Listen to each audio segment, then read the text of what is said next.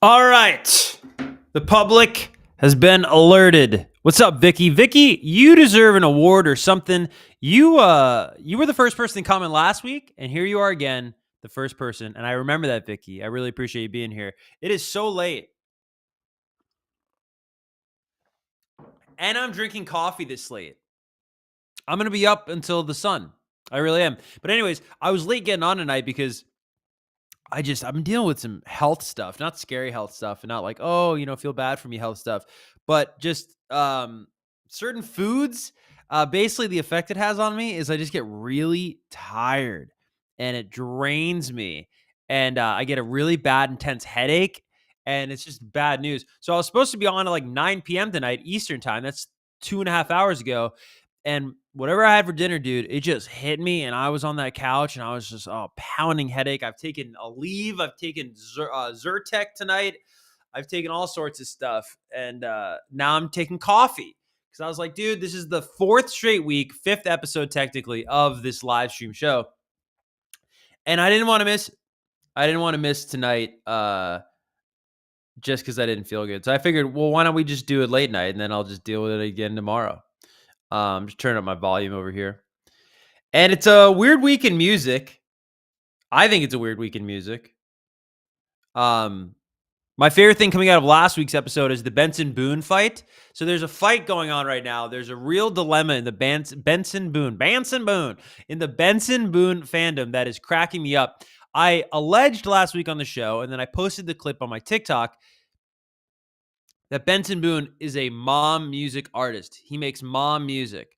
Now, that didn't mean that if you weren't a mom, you couldn't enjoy his music. Some people took it that way. Some people took it like mom music is an insult, which I think there's a lot to unpack there. Why do you think mom music is an insult? I don't think it's an insult.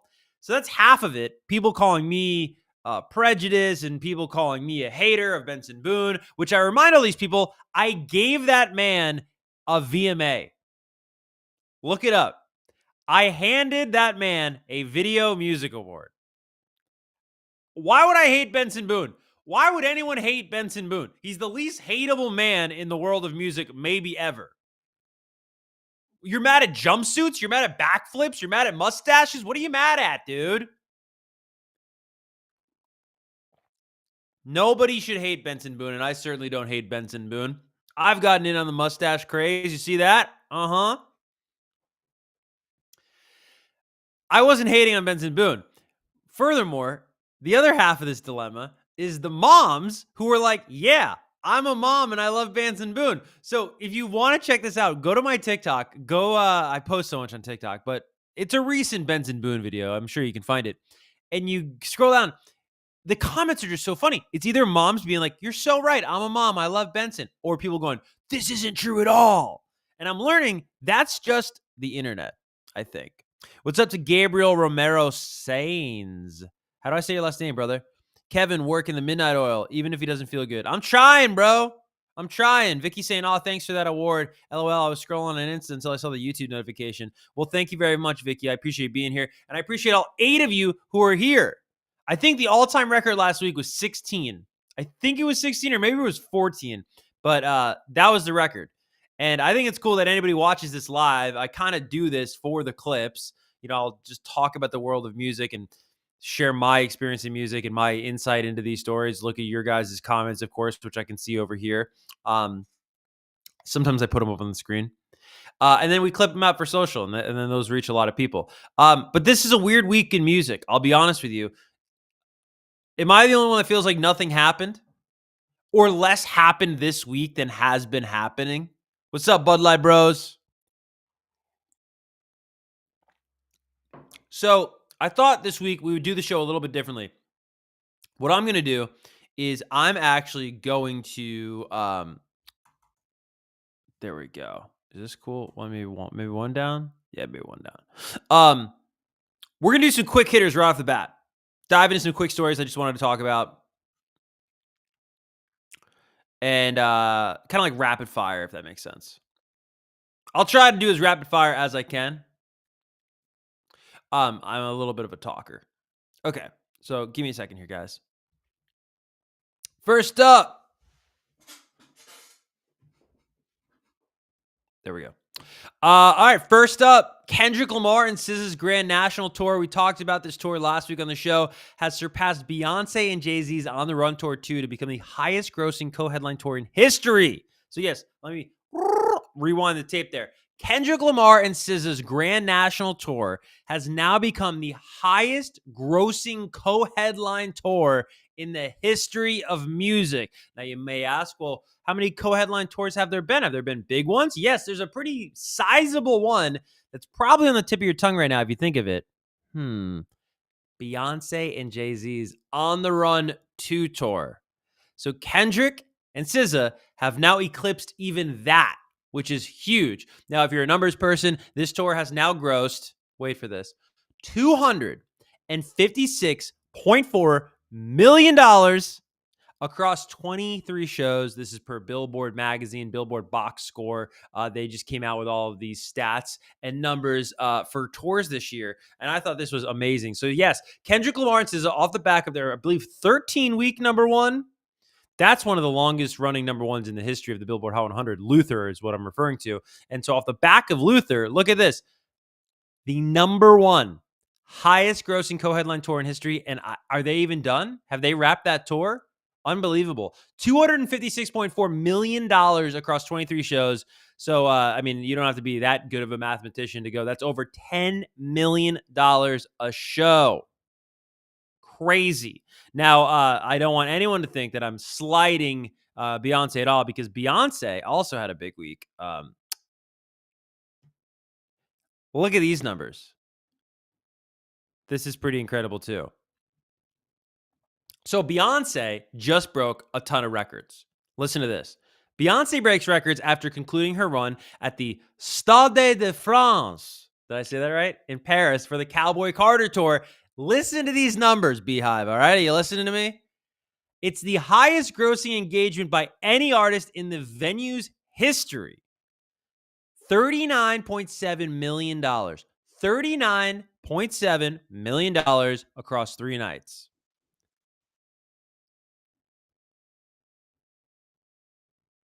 Is it storming outside? Sorry, guys. Hold on.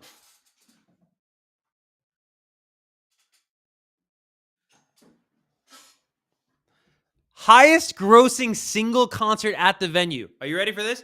The highest grossing single concert at the venue in its history, $13.2 million a night. There are human beings, and plenty of them, you might be looking at one, that'll never see $13.2 million in my life. Queen Bee doing that a night over there in France.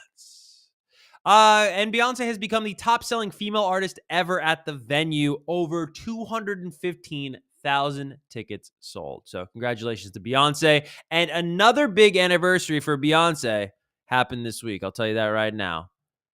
You want to guess it, chat?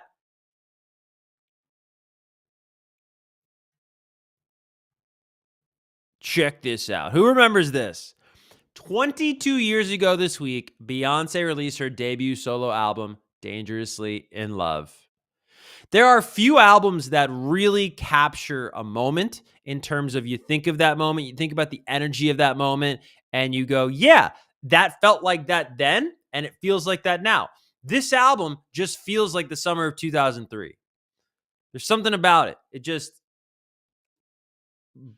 this Crazy in Love, the lead single, I never noticed that. I always thought this was called Crazy in Love. I guess it's called Dangerously in Love.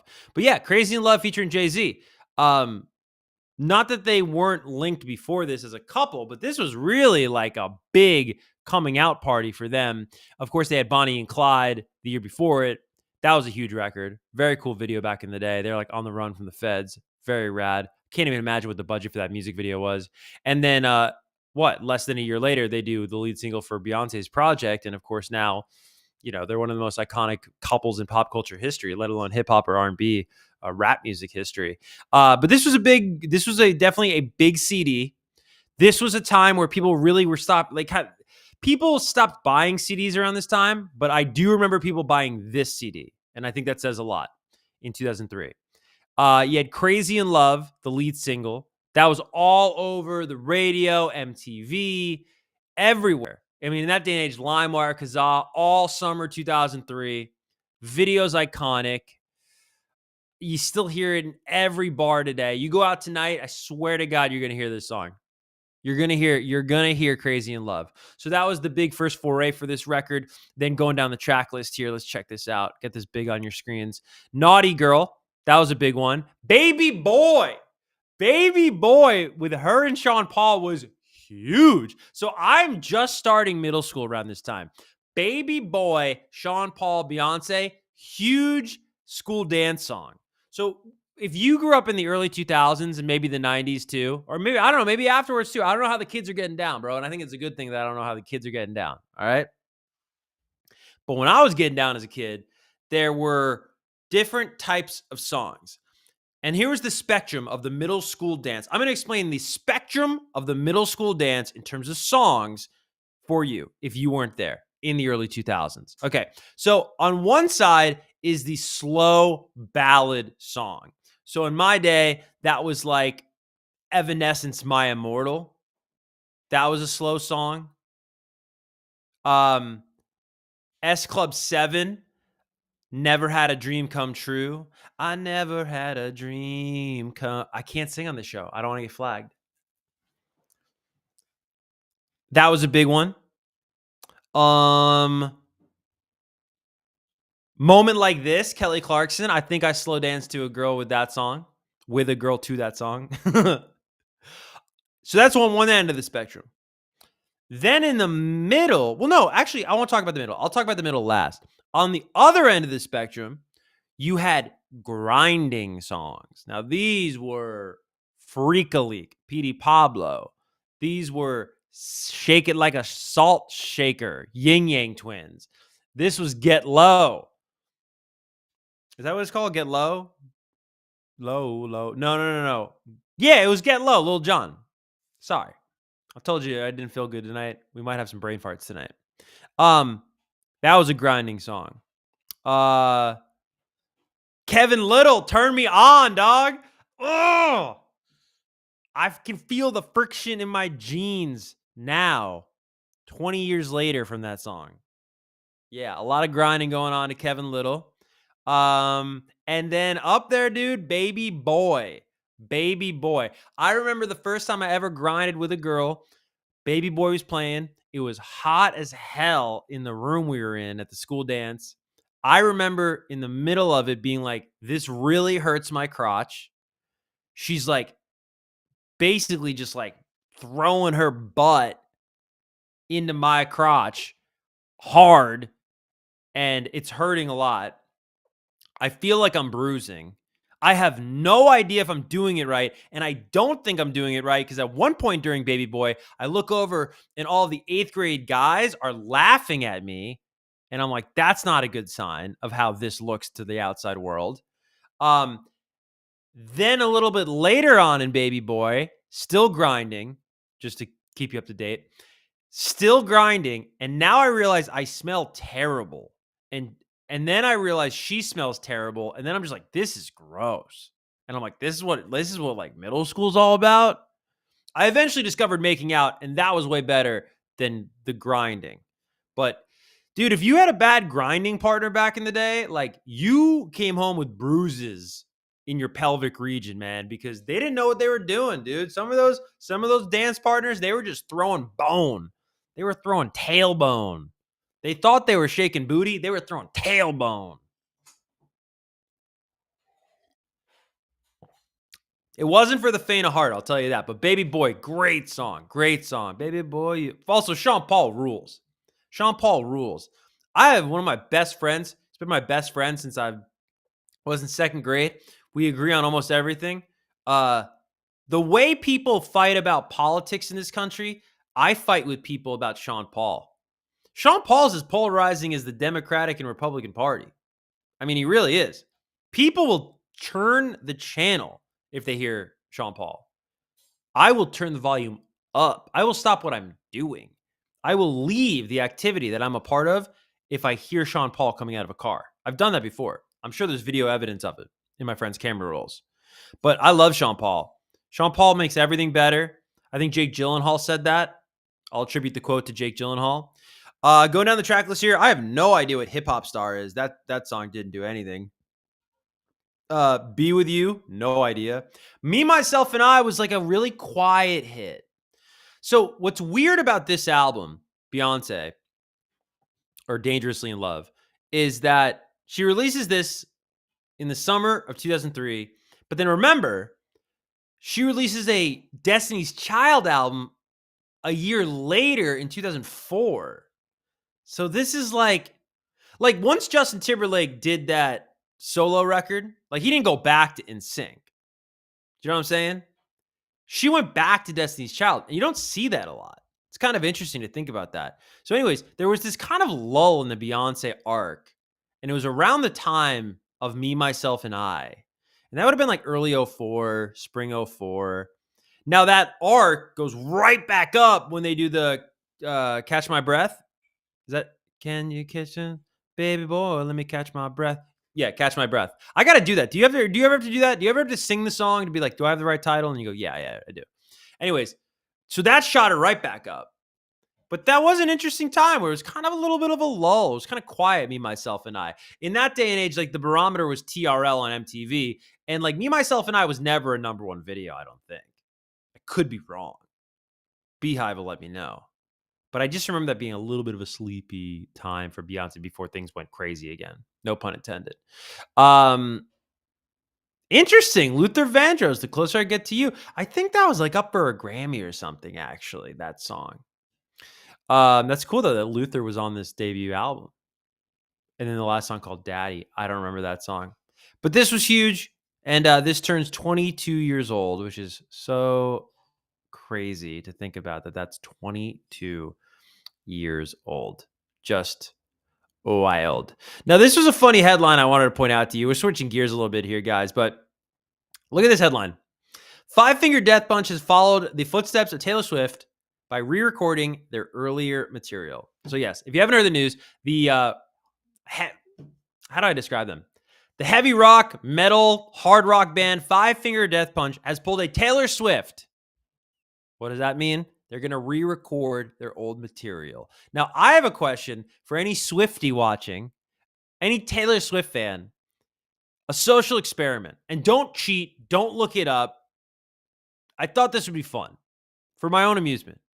Is there one Taylor Swift fan out there, one Swiftie watching this video right now, who can name one Five Finger Death Punch song? Now, I'll be honest, I can't name one Five Finger Death Punch song at all. It's like a band where I know their name. I know what they look like because I'm looking at them right now, but I don't know much about them. I know they're from Vegas, but I'm curious if there's anywhere in the world within Taylor Nation, if there's a fan of Taylor that's also a fan of Five Finger Death Punch. Like if there's a Swiftie that like when they work out, they listen to Five Finger Death Punch. So not much of a story there, but I did think that was interesting to think about that. Because people do have eclectic tastes. They really do. I also have chart news for people that care about charts. Let's look at this right now. So the Billboard 200 albums chart releases each and every Sunday. We do this show on Friday nights, and we give you the results early if you're a chart geek. I love the charts. I love seeing what's popular in America, what's popular around the world. I'm a history buff. If you're a history nerd, the charts are sort of like in real-time history. I kind of love that. You know, you can go back to a year and you go, what was the number one song the day I was born? Or what was the number one song when I turned 20? Or what was the number one song a year ago today? And you go, oh, wow, yeah. I do associate that song with that time period. I like that kind of stuff. Anyways, looking ahead to this week's chart on the Billboard Albums 200, Morgan Wallen, once again, number one. No surprise there. Now, this was the big to-do this week. Who was going to come in at number 2 and who was going to come in at number 3? He had two albums vying for those two spots. Benson Boone's American Heart was a big debut album for Benson there. And then also Karol G's new album. The results are in. Benson Boone came in at number 2 with 60,000 units sold. Karol G, number 3. How close was this? 55,000 units sold. So if you are looking for that top 3 right there, Morgan Wallen, number 1, once again, Benson Boone, number 2, and Karol G, number 3. for those that are interested in that sort of stuff. All right, moving on now, guys. We're becoming very efficient on this show. I'm very proud of us. Let's talk Cardi B. Do we have any Cardi B fans watching tonight? Let me know. Because Cardi B has announced her new album. Finally announces new album, Am I the Drama? So Cardi B, after 7 long years, is finally coming back with an album. And I have a lot of questions, okay? Somebody joked, they texted me and they sent this to me and they said, does anybody want this? Which is a very snarky, common phrase in the music industry. Who asked for this? No thanks. Okay. A more interesting conversation around the new Cardi B album is, why do we need albums at all? Do I think anybody's waiting on a new Cardi B album? No, I don't. I really don't. I don't think that's commentary, though, on Cardi B. I don't think that says anything about Cardi B and her popularity as an artist, that nobody is waiting on a Cardi B album. I think it actually speaks to Cardi B that she hasn't had to release an album in 7 years, and no one noticed. No one noticed. WAP wasn't on an album. Well, until now. We'll get to that. That's an interesting part of this story. Up wasn't on an album. That awesome, what is it, Tomorrow 2, the remix, is that what it's called, with Glorilla? That wasn't on a Cardi B album. She had Bongos, which was, that did its thing for a little minute there with Meg a couple of years ago, like 3 years ago. God, that's 3 years ago now. That's crazy. Not on an album. Why do we need albums? Now, I know people that I really respect, like Jack Antonoff is a guy who's like, album is king. You can't be a great artist without a great album. Now, I don't know the full quote there from Jack, so maybe it's just like one great album. Because Invasion of Privacy, Cardi B's debut album, that's a great album. That's a great hip-hop album from 2018, which is crazy that 2018 was 7 years ago. That's insane. Anyways, her sophomore effort is set to arrive more than 7 years after her acclaimed debut. It's been more than 7 years since Cardi B dropped her wildly popular debut album, Invasion of Privacy, and now the rapper has finally announced her full-length project that is up next. The new album is called Am I the Drama, and is set to arrive on September 19th via Atlantic. How do we feel about that name, Am I the Drama? Invasion of Privacy, I loved that at the time because it represented the change and the shift in Cardi's lifestyle, going from not a relative unknown. She was doing her thing as a reality star. Before that, she was going viral on Instagram as a dancer here in New York. But there was a new level of celebrity. I mean, she was on a Maroon 5 song in 2018, dude. A #1 hit with Maroon 5. I don't know if you were paying attention or you were around in 2018, but that is like nuclear. Maroon 5, we'll talk about them later in the show. Maroon 5 in 2018 were like powerful. They had this run there where every single time they came out with a song, whoever was like the new hot act, that was the feature on it. They did a song with SZA, they did a song with Meg Thee Stallion, and then Cardi B's was Girls Like You. And that was a mega smash hit. So anyways, you imagine how famous Cardi is. She's dating Offset, who Migos just released Culture 2, top of 2018. Huge band. They got Walking Like I Talk It with Drake. They got Stir Fry. Crazy time to be Cardi B. So I loved Invasion of Privacy. I thought that was a really great title. Am I the Drama? I don't know. Is this going to be an introspective record? Is this going to be a record where Cardi B's like, yo, maybe some of those issues I had with my husband, they were my fault. Maybe some of my issues are my fault. I like that. I think that's kind of cool when you consider a title like Am I the Drama? I don't know. A little wait and see there. This drops September 19th via Atlantic. I'm going to predict that she hosts the VMAs. I have no inside knowledge, but she is so MTV.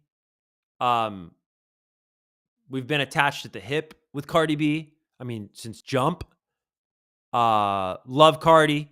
She's always awesome. Always a great partner. Always makes time. Made time on the VMA red carpet a couple years back. When I was hosting it, she was lovely. She's just so good. Such a great entertainer. I think that would be a great spot for Cardi B. It is crazy though, because if she hosts the VMAs this year, how many years is that a female rapper has hosted the VMAs? Kind of interesting, right? Because you had Meg, then you had Nicki. Did Cardi host in 2018 or did she just open the show in 2018? Because she opened it and pretended she had the baby. You remember that at Radio City Music Hall?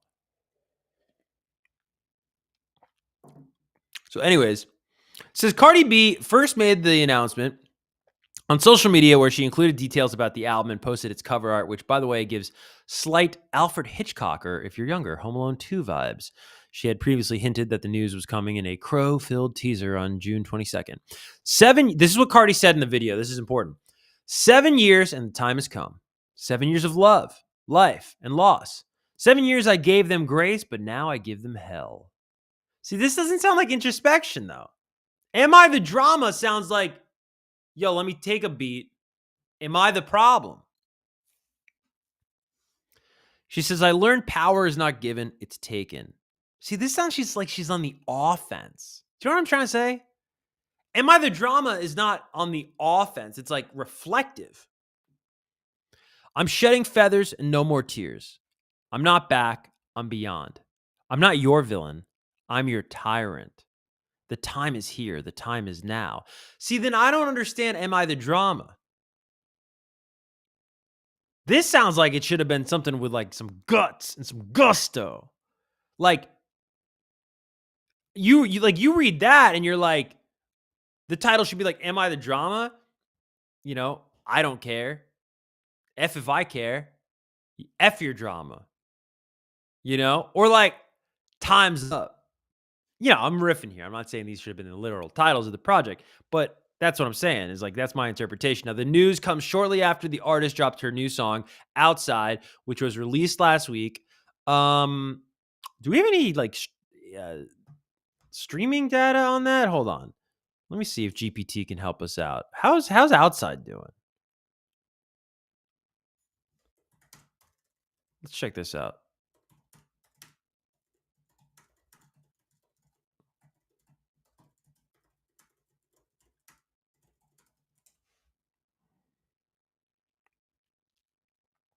It'll be cool if GPT can do this. I don't know if it can do this or not. Okay, so it says here, Cardi B's single Outside, released on June 20th, 2025, has had a strong debut week on Spotify. On its opening day, it saw about 1.33 million global streams, making it the top new rap debut over the first weekend. In the US alone, it opened with 759,000 daily streams, launching at number 20 on the US Spotify chart. That doesn't sound like great to me, but I don't know. Hold on. By June 20th, global daily streams reached approximately 3.69 million. Okay, well, this is wrong because you're quoting two different numbers. ChatGPT is very bad with numbers. I don't know if you guys know that. Very bad with numbers. If you're doing math on ChatGPT, just be very careful. I'm trying to see if I can get some data for you on, because I am curious how the song is doing Outside. I want that to play. Hold on. We're going to check this out.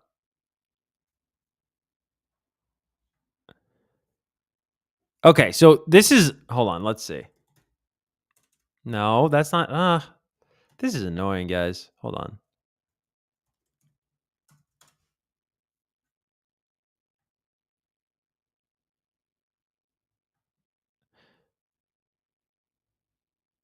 Okay.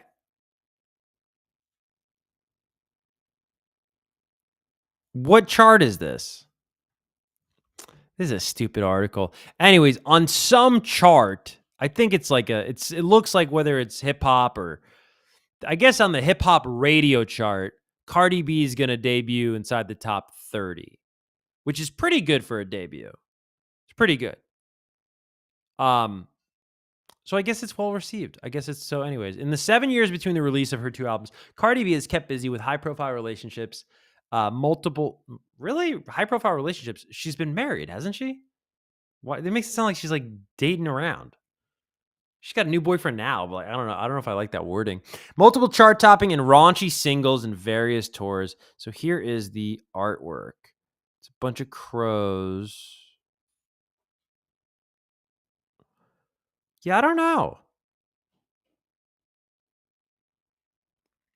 But a lot of people are making a big to-do about something else on this record I wanted to tell you guys about. So the album also features WAP and Up. Now, I wonder, is that a record for the most time between a song coming out and it appearing on a body of work? And I would ask ChatGPT, but ChatGPT is very bad at things like this. I did a Taylor Swift video a couple weeks back, and they told me only 11 albums had spent a decade on the Billboard 200. It's not true at all. Way more have. And all these people were correcting me, and I was like, yeah, you're probably right. So WAP is 2020 and is Up 2021. Yeah. So Up comes out February 5th, 2021, and then WAP comes out in 2020. So that's 4 and 5 years ago. And now it's going to be on an album in 2025. So people didn't like this, and people were just talking all this crap basically about it. So yeah, 23 tracks are going to be on the album, and WAP and Up are on the album. And then I guess I hate the word backlash; it gets used way too much. But so then Cardi B came out and she said this. She goes, "WAP and Up are two of my biggest songs. My fans have been asking me to put them on an album." I don't know. Have people been doing that? Have people been asking Cardi to put that on an album?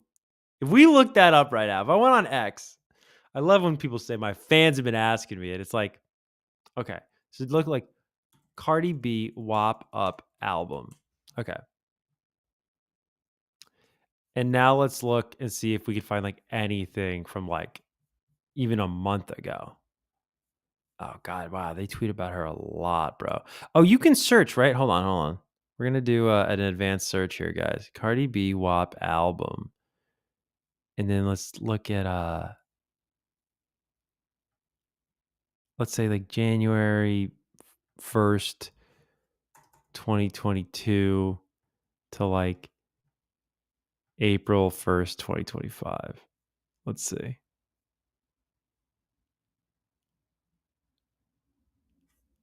Oh wow, people are like really nasty.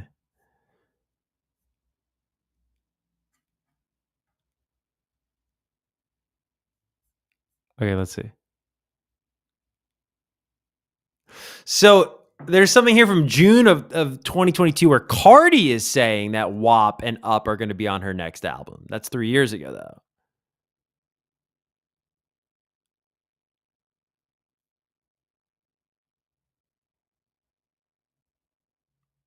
That's so interesting. But there's no fans asking for it. Now, here's what I want to know. Why do they do that? Let me ask. Why do artists put old hit songs on new albums? Does it boost sales? Let me see. Okay, so it says, yes, artists often include old hit songs on new albums for strategic reasons. And yes, it can definitely boost sales and streaming numbers. Here's why they do it. Number one, streaming boost chart padding. Old hits still rack up plays. By including them on a new album, all streams count towards the new album's total. So this can inflate first week streaming numbers, making the album debut higher on the charts. For the Billboard 200, 1,250 premium streams is one album sale.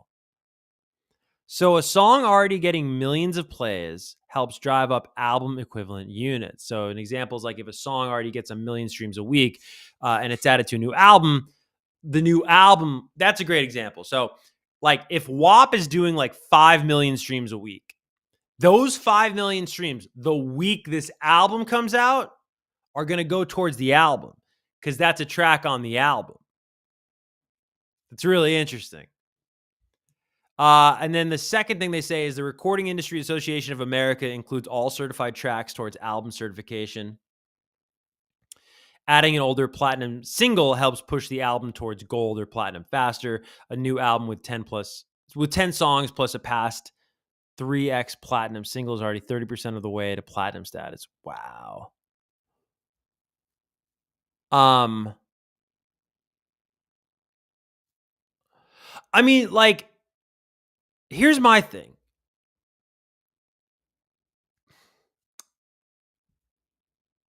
Those songs aren't on an album. If it's going to benefit Cardi monetarily and financially, why would you not do that? If you were an artist, bro, you would do that. Of course you would do that. Why would you not do that? If there was a way at your job right now where you were like, oh, that thing I did like 3 years ago at my job, could that count toward this year? And someone's like, yeah. Oh, and you'll get more money. Why would you not do that? Of course you would do that. I do think, though, the onus is on the music industry and the charts because it's like, well, what are we measuring now? Do you know what I mean? But it's really not unlike even back in the day. There were people.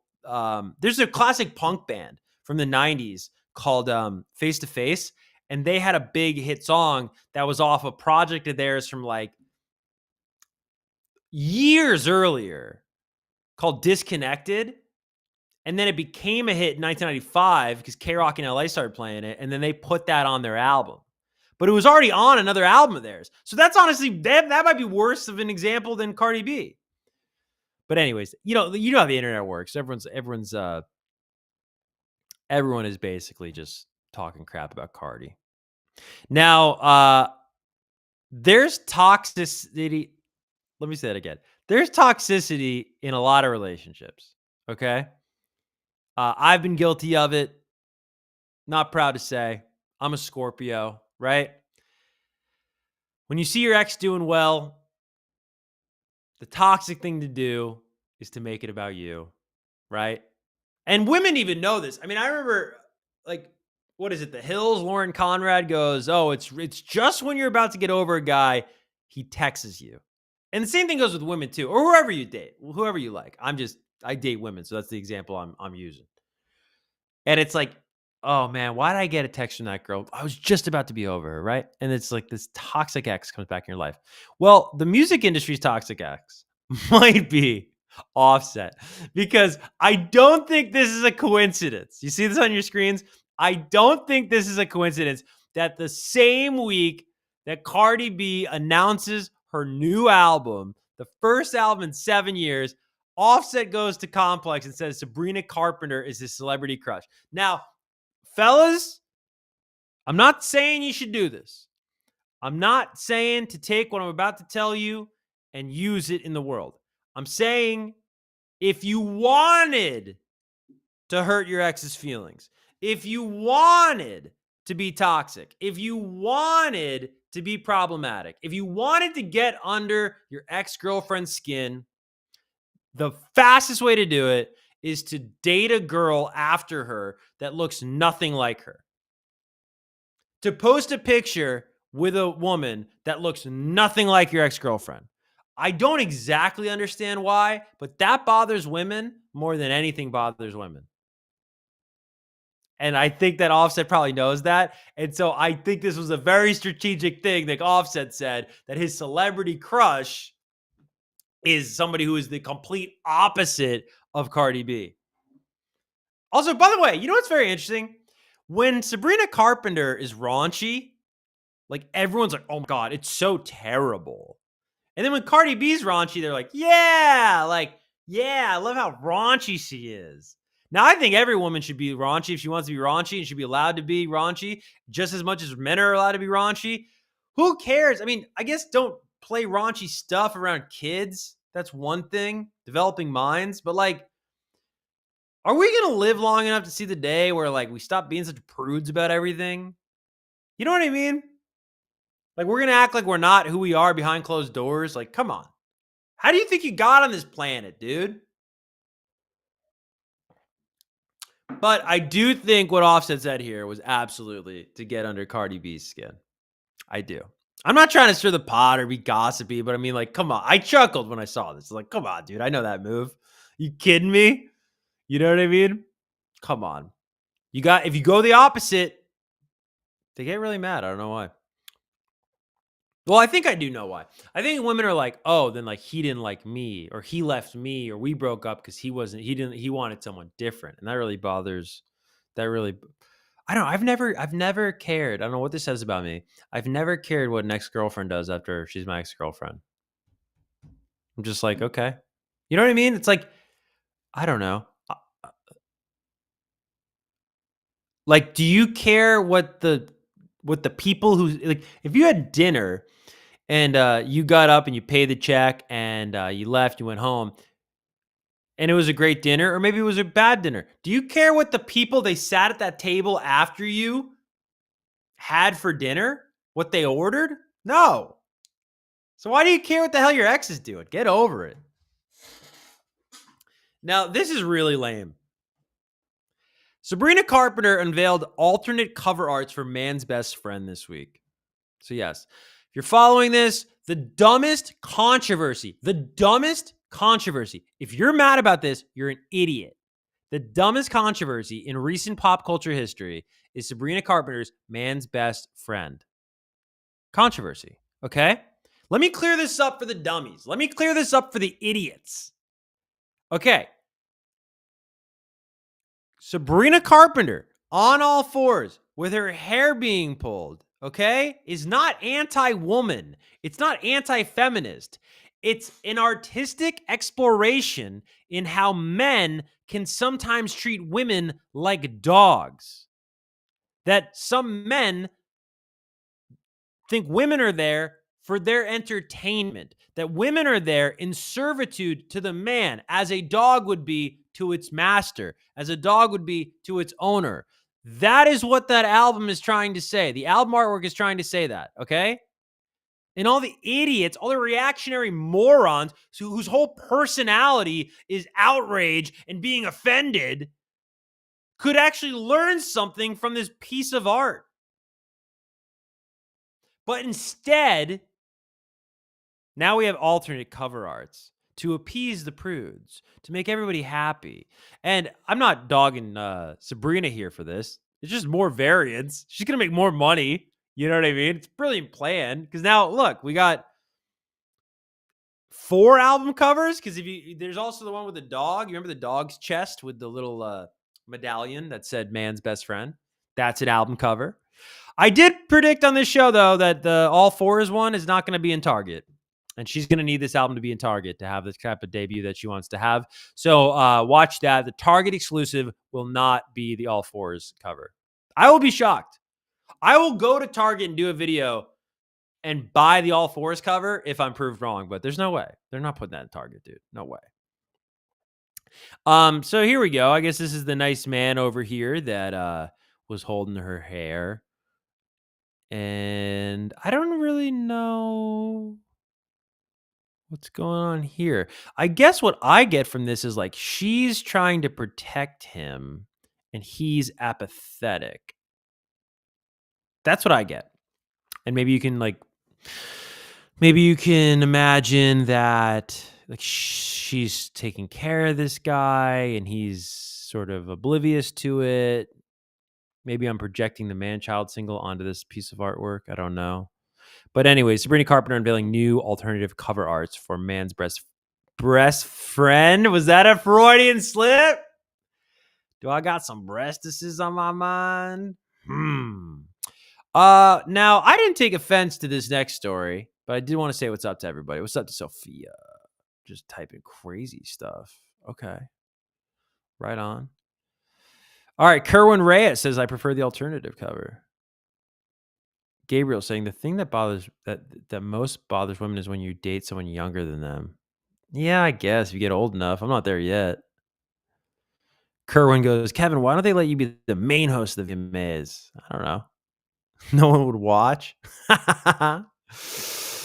Maroon 5. Yeah, wow. Time flies, Vicky says. I'm getting old. Cardi B's album was 7 years ago. Pretty crazy. Oh, you know what else I wanted to do? Hold on a second. I wanted to do this.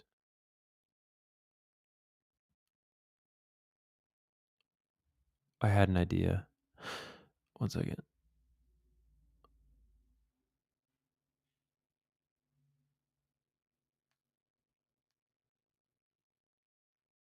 Yeah, that should help. We'll get the word out there. If anybody's watching on Facebook,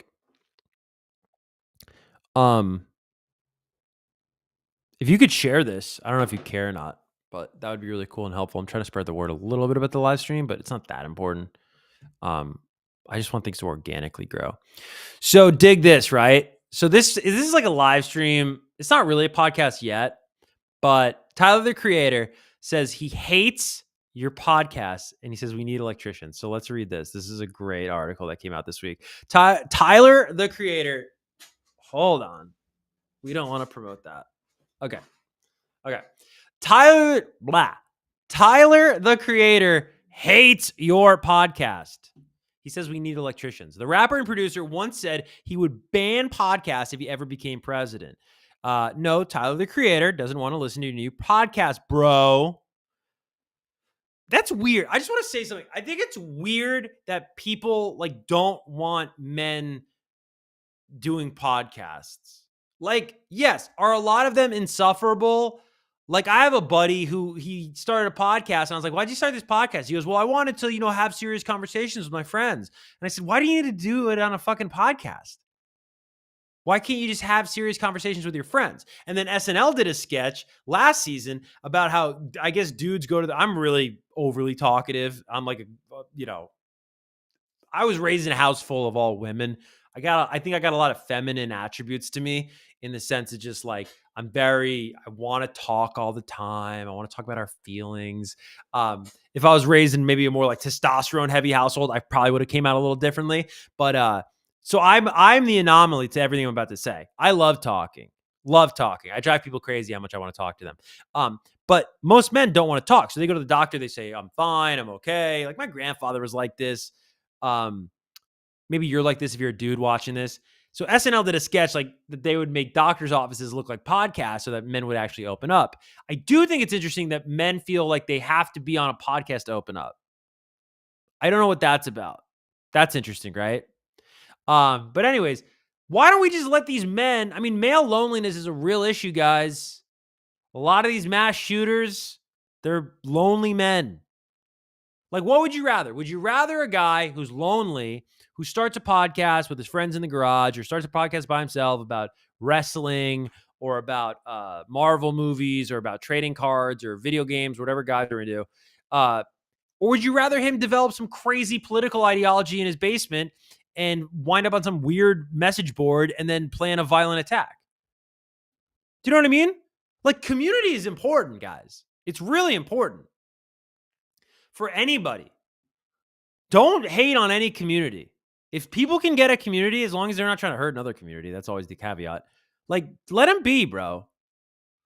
Yeah, there's too many podcasts, but like, I don't know, man. Like, let them make shitty podcasts. Who cares? Anyways, the rapper and producer sat down with The Cut to talk about his latest Converse collab and was asked if there are any podcasts that he listens to, given his public disdain for them. He says, I think we give a lot of people who aren't smart and just want attention platforms to be loud and incorrect. That is true. I can't tell you. There's a phenomenon happening in culture in the 21st century of pretend smart people. Okay? And if you want to know what like me and artists you might like talk about behind closed doors and we're just like hanging out, is like, yo, we got to bring hating back. Because you used to hate on stuff. I'm really cursing tonight and I don't want to get this demonetized, so I got to chill out. Bro, we used to hate on stuff and it was healthy. We'd be like, that's trash, bro. How did I find out that I'm bad at singing? I probably tried to sing at one point in my life and my friends were like, never do that again. Like, one of the things I value the most about the kids I grew up with is like, we all made fun of each other. And then through that, you learn what you're good at.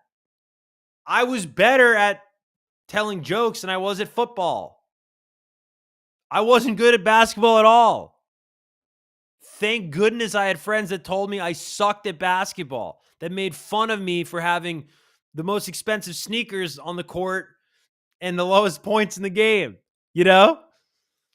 Like, it's important to hate on stuff. Hating is important. It's really important to hate on stuff. We don't have enough of that right now. And so what we have are these people that cosplay as pretend smart people or pretend experts. And then we're not allowed to say anything because then we're like hating on them. And it's even worse, bro. If it's a woman, oh, you can't do it, bro. You can't say anything negative about a female creator. If it's like, you know what I mean? Because now it's like you're attacking like it's like, no, I'm just saying like that sucks, and we should be able to say that sucks. We should be able to say that song sucks. We should be able to say that album sucks. We should be able to say like, yo, I feel like that person doesn't have real fans. Like, you know what I mean? I don't know. Balance it out. When you like shit, you should really like it and you should be proud of it. But I think a big issue is like, yeah, people get famous now for the craziest reasons. And it's like, I'm a big, like, don't hate the player, hate the game, right? I'm happy for anybody who's having success, making money, paying their bills, feeding their family, all that good stuff. And I really mean that. I'm not saying that like as a joke. But you got to imagine, bro, you got to think about like, how did Hawk 2 a girl get famous? She just said something and like a lot of people saw it. And now the devil's advocate will be like, well, that's how everybody got famous. They were on a TV show.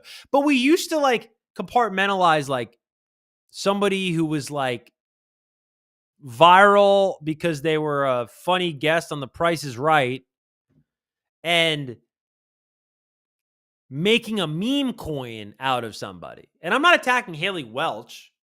She seems really nice, right? But like we give platforms to random people. And I think that's what he's talking about. And the worst is like music. Like people who like, the one thing about this show, dude, is it's rooted in knowledge. It's rooted in, I know my stuff, bro. There are a few things that I'm more confident in than my knowledge of music history and music culture and music trends and the charts and where music's going. And so it's always going to come from a place of information. And a lot of people don't even get me started, bro. I don't want to sound like a hater. There's just like a lot of BS people in the music industry right now that I'm just like I know how I got to where I was. Like, I worked at Billboard, the leading publication. That was my first job in the music industry, was Billboard, bro. Okay? The head of the charts. The head of the entire charts. I'm not going to name these people, but the head of the entire charts co-signed me as a 24-year-old. Recommended me for the job. Billboard had never had a daily music show host in its history. I was the first person they hired to do that. That could do that every day. When they did the Facebook Live for the first time, when that was cutting edge, I was the host of it. They trusted me to talk to 90s rock stars, SoundCloud rappers, and everybody in between. When TRL got brought back, I got called up. I didn't call TRL. You know what I mean? I got that, like, because people used to see me, like, you know how many jobs I got because people would see me and be like, wow, like, I love how much you know about music. I love how you interviewed that person. And I don't mean to be bragging here. I hope this isn't reading as like, sometimes you express yourself on the internet and you're like, oh, I didn't realize how that came across. I'm not bragging. I'm trying to make a larger point about how culture is changing, where it's like, I got my first radio job in New York City because a guy in Los Angeles who I didn't even know saw me on Billboard and was like, dog, do you want to get into radio? Because I think you'd be good. Recommended me, introduced me to somebody at a different radio station. It wasn't even that guy's radio station. And that was rooted in like, well, I really prepared for stuff and I like whatever. And that's like the world I came up in, and the world maybe you came up in. It was like, well, you worked really hard and you honed your craft, and then people would see it. I started working for Dick Clark Productions because they saw me on Billboard. Then I was hosting red carpets for them, right?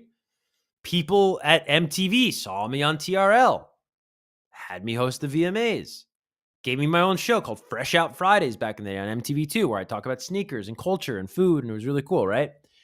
And it's like all of that, when Amazon Music hit me up, that was off the back of seeing me on K-Rock, right? So it's just like, You can look at a guy like me. This is the larger point I'm trying to make. You can look at a guy like me and you can be like, oh, okay, like I get how he got to there, right? But you look at a lot of people now and you're like, because this is a new thing. People will become, they'll develop a following for one thing. This is a very popular thing happening right now. I can think of a lot of examples. I don't want to talk crap, but I can think of a lot of examples. People get famous for like something, right? Famous, quote unquote. They develop a following for one thing. And then they like flip it and they try to pretend like they're this other thing. And you're like, well, wait a minute.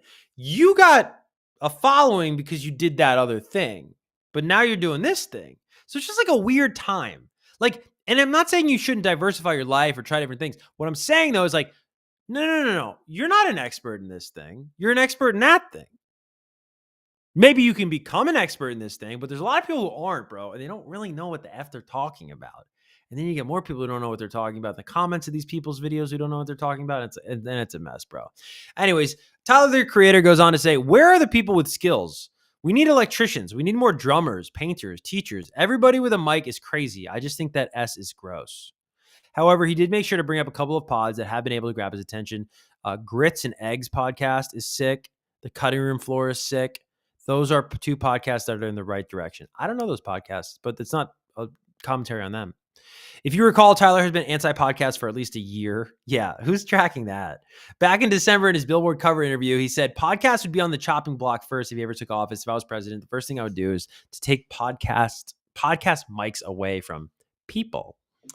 Elsewhere in the interview, he also was asked about gatekeeping, and of course, he had some interesting things to say. I love gatekeeping. That's what I'm saying.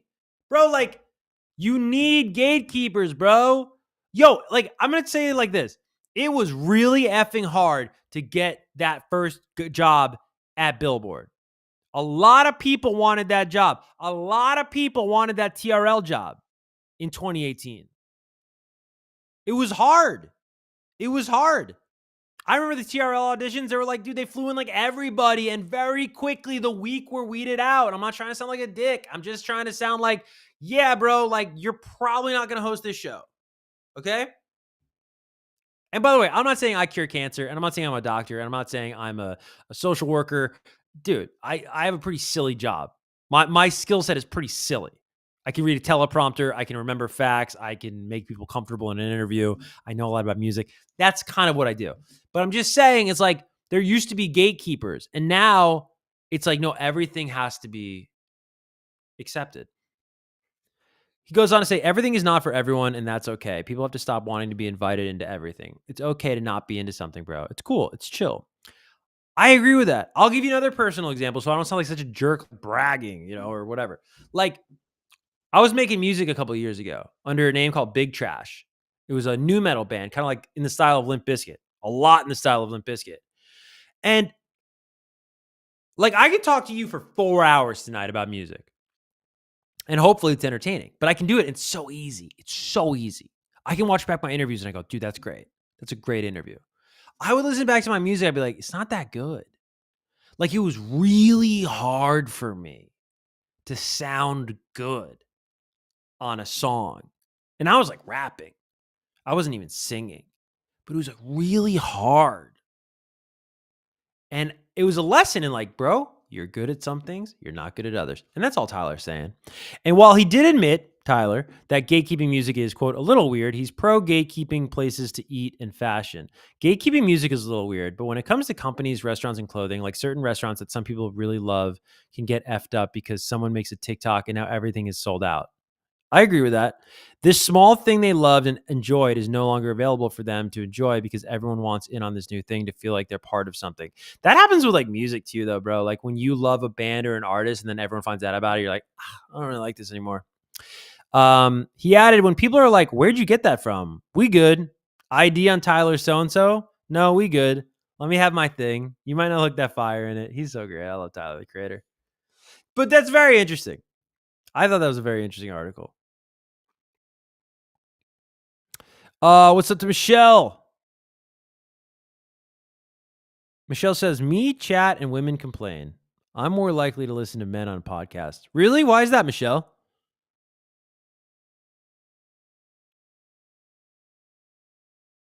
Michelle says, I've been watching you since Periscope, and music is definitely your thing. Well, thank you, Michelle.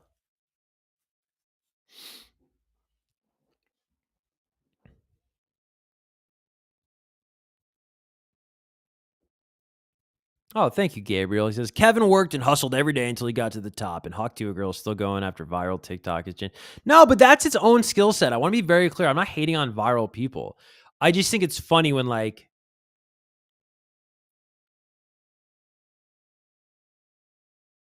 okay, I'll give you an example. Like the Call Her Daddy podcast, that blew up and developed an audience because it was like pornographic, right? It was like sex instructions. It was very, very, very in your face, over the top sexuality. And that's why it got really popular. To be very simplistic, by the way. I can't go into the intricacies, of course. And then now it's like this like serious show. And I guess I don't think it's good, but it's also not for me. I want to be very clear. But I don't think it's good. And it's like, well, yeah, because like that's never what this was.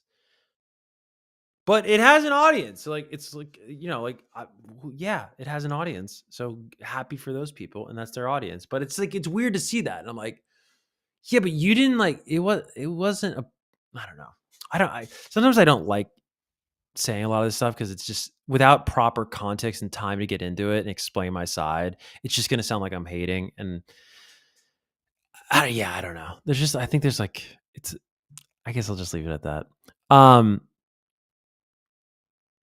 I did want to talk about Maroon 5. Are we ready to have a conversation about Maroon 5? Are we ready? Are we ready to have the conversation that Maroon 5 is one of the best bands of all time? Maroon 5 is one of the greatest groups of all time. Maroon 5 rules. I'm going to prove a point to you right now.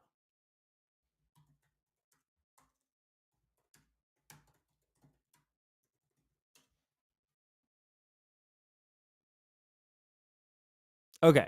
Maroon 5 has 4 number 1 hits on the Billboard Hot 100. Maroon 5 has 15 top 10 hits. Maroon 5 has 33 songs that have placed in the top 100. Let me just remind you of who Maroon 5 is, okay? Girls Like You, Moves Like Jagger, This Love, One More Night, Sugar, Memories, She Will Be Loved, Animals. You forgot about Animals. Payphone, dog. Don't Want to Know. Song they had with Kendrick Lamar. Makes Me Wonder. You forgot about that song. Daylight. I know you forgot about that song. Beautiful Mistakes, Meg Thee Stallion. What Lovers Do with SZA. Maps. Harder to Breathe, where it all started. Misery. Sunday Morning, bro. Beautiful song. They have songs with Future. I mean, they're one of the greatest groups of all time. And they're a group that is cool to hate on because they get so big. But you're gonna grow old and you're gonna remember Maroon 5 ruled. So they have a new album coming out and a tour coming, and it says we've gone back to what we used to do. Love Is Like arrives this summer. I guess the new album's called Love Is Like, with a national trek kicking off with a previously announced show. So let's check this out. Maroon 5 is giving its fans some love. Not with one big announcement, but 2. The band announced on Monday that its 8th studio album, Love Is Like, is arriving this summer via Interscope, and the group will be hitting the road to support the new release. I feel like we've gone back to what we used to do, which is not pay attention to where we fit in producing the music organically, said Adam Levine. This is kind of how we stuck out in the beginning when we first started our career.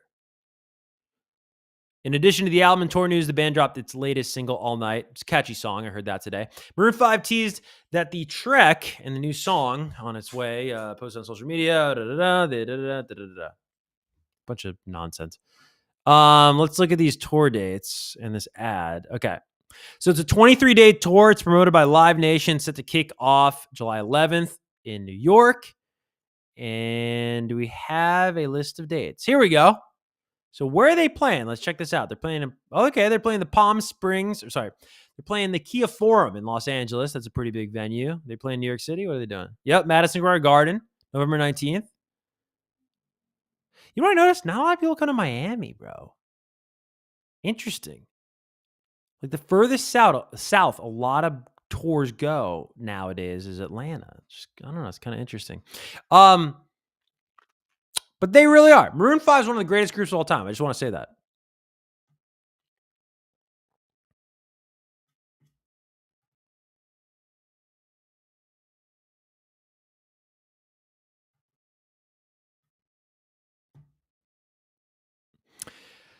Okay. Now this is we're gonna move on to a serious story, and I'm gonna be back in less than 5 minutes, guys. Okay, so I'll be back less than 5 minutes.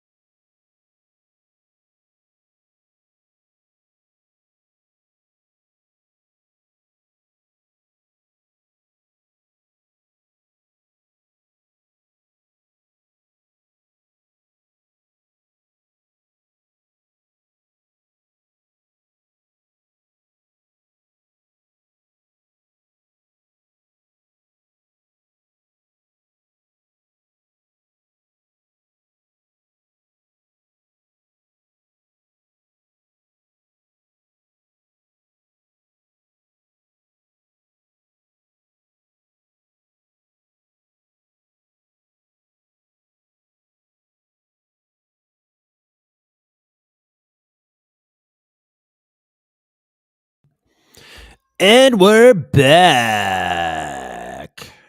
What's up, guys? I'm going to be up all night. I really am. But we're back. Thank you for everyone tuning in live. And this next story is a little crazy. Very crazy, actually.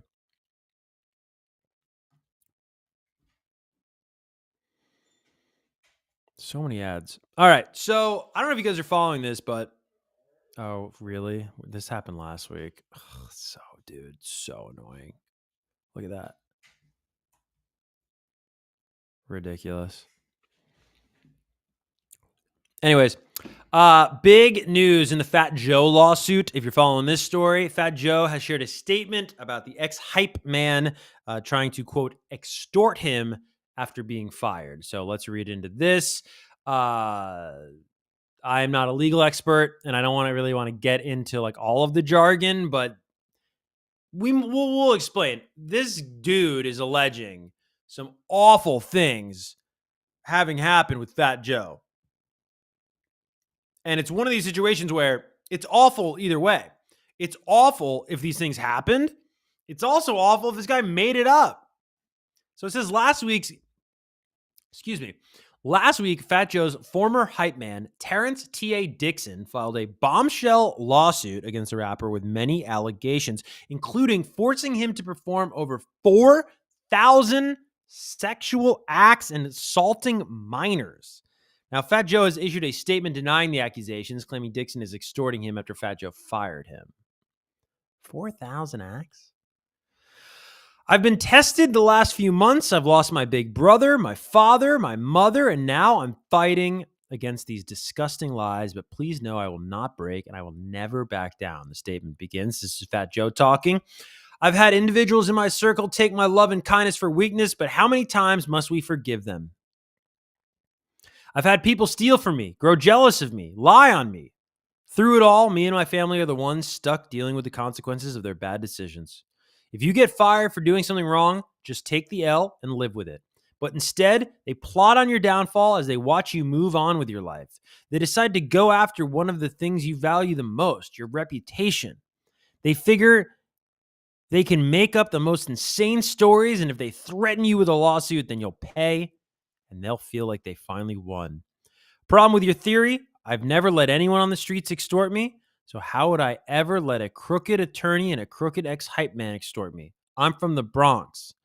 Mr. Tyrone Blackburn, attorney at law, since you want the clout, we will finish you in court. The time of lawyers using their law license as a badge to extort people and destroy families with no evidence is over. I'm not the one. You've messed with the wrong one this time. So it's kind of like what Jay-Z said when that guy, I think he's from Houston, Texas, was trying to extort Jay. That was a weird story, dude. That was a really weird story, the Jay-Z one, where a woman was alleging that she was assaulted by Jay-Z and Diddy at a VMA's 1999 or 2000 after party. But it was like the story was so crazy. So she claimed she was like 15 at the time, and then she drove to go to the VMAs and stand outside the VMAs, but she had to drive like 10 hours to go from upstate New York to Manhattan. And then she then met a security guard or something of like Diddy's or Jay-Z's. And then they were like, hey, come to this place in the Hamptons or something. So then she went to the Hamptons. That's like another 3 hours away. And then she like ran away from this party after she was assaulted in her story. And her dad had to pick her up. Dude, her dad would have had to driven like 10, 12 hours to get her. But in her story, this all happened the same night. It made no sense. They interviewed her dad. Her dad goes, I don't remember that happening. He didn't have the heart to be like, yeah, my daughter's a liar. So he goes, I don't remember that happening. So people do make up stories, bro. Fat Joe launched a lawsuit against this guy in April after this guy, Dixon, accused him of being a P word on social media. Dixon is represented by Tyrone Blackburn, who's the lead counsel in a Diddy case, and Fat Joe is represented by Joe Tacopina, who's defended A$AP Rocky. Oh, wow, that guy's legit. Donald Trump, Michael Jackson, and more. Dixon is seeking $20 million in damages. Allegations against Fat Joe and Dixon's lawsuit also include coercive labor exploitation, financial fraud, manipulation, violent intimidation, and psychological coercion. I mean, man, who knows what happened here, but that is messy. That is messy, bro. And then this is also like the story gets even weirder because then there's this, and I'm not paying for this Billboard, no offense, but a lawyer for Fat Joe's ex-hype man arrested after allegedly hitting the rapper's process server with a car. The attorney Tyrone Blackburn is bringing salacious racketeering claims against Fat Joe. We can't do this. What are all these racketeering claims? Like everyone's racketeering now. It sounds like that's going to get thrown out of the Diddy case too. The whole racketeering angle. Fat Joe's racketeering now. Anyways, also tried to involve UMG and Lucian Grange in a case against Diddy last year. Dude, this is such gross work. Anyways, that's crazy that they were trying to serve. It sounds like they were trying to serve the lawyer of the Dixon guy, and the Dixon guy hit the server. Because you know that, like, when you get served, like, hey, you got served like a subpoena. There's a guy that has to serve you, be like, and give it to you. And this lawyer, Tyrone Blackburn, hit that guy with a car. This is a crazy story. This is a really crazy story. Now this is for a lighter story here, guys. Is this the most awkward way to score a hit song? Think about that question. Is this the most awkward way to score a hit song?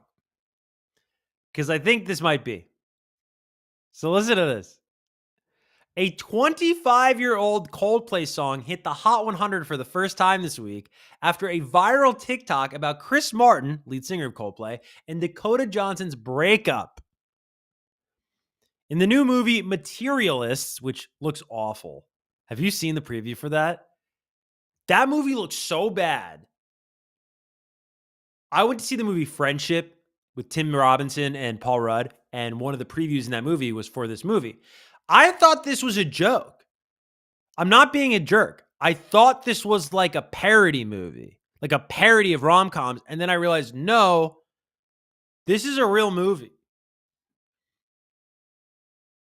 There's just certain things that are very goofy in modern day settings, like a rom-com that looks like it's out of the 2000s. Like, dude, that was probably great in 2004, bro. I would have gone and seen that with my middle school girlfriend.